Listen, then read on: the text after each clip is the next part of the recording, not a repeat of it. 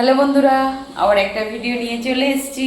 আজকে তো বুধবার, চলো বুধবার দুপুরবেলা কি রান্না বান্না করলাম দেখিয়ে দিই।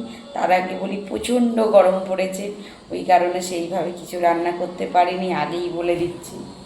চলো তাও কি করেছি, তা বললে কি না খেয়ে থাকবো বলো। এই যে গরম ভাত, একদম গরম, এই দেখো ধোঁয়া উঠছে। আর এখানে আছে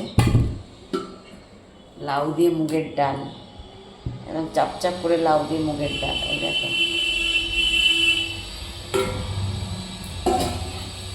এখানে আছে ঢ্যাঁড়স সেদ্ধ,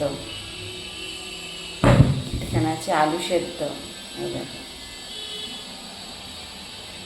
ক্যামেরায় না ভালো বোঝা যায় না, দেখাই তো। গরম গরম মাছ ভাজা, এখানে আছে আমের চাটনি।